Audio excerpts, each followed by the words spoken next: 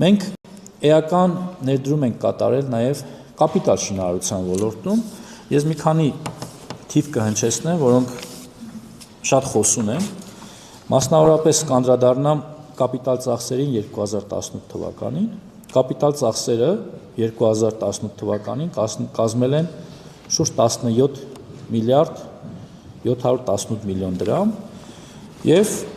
խոսեմ 2025 թվականին 2025 թվականին Պաշտպանության նախարարության կապիտալ ծախսերը կազմել են ուշադրություն 57 միլիարդ 702 միլիոն 154 հազար դրամ։ Սա իհարկե ապահովում է եւ ամրաշինական կառույցների շինարարությունը եւ զորանոցային ֆոնդի շինարարությունը եւ իհարկե նաեւ կենսապահովման այլ ուղղություններով կատարվող շինարարությունները, այդ թվում նաեւ վերանորոգումները եւ մեղմ ասած սա նույնպես խոսուն է թվերի համատեքստում։ Շատ է խոսվում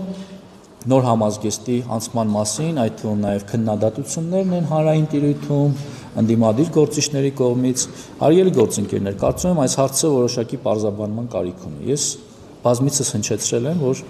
մենք տարեվերջին կունենանք դեռևս 2025 թվականին եմ հնչեցրել, կունենանք նմուշները եւ ըստ էության մենք այդ նմուշները ունեցել ենք,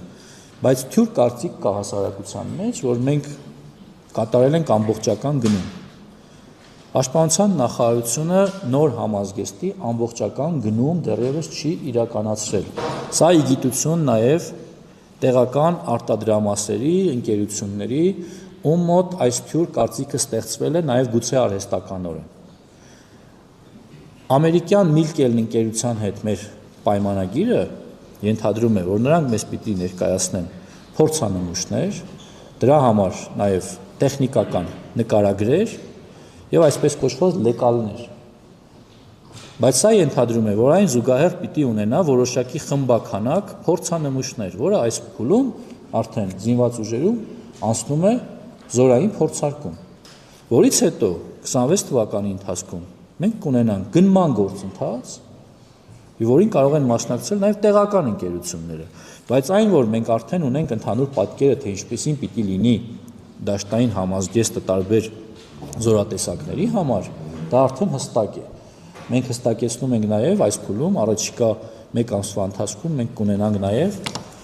ամենօրյա համազգեստի եւ տոնական համազգեստի նմուշները որոշակի խմբականակով,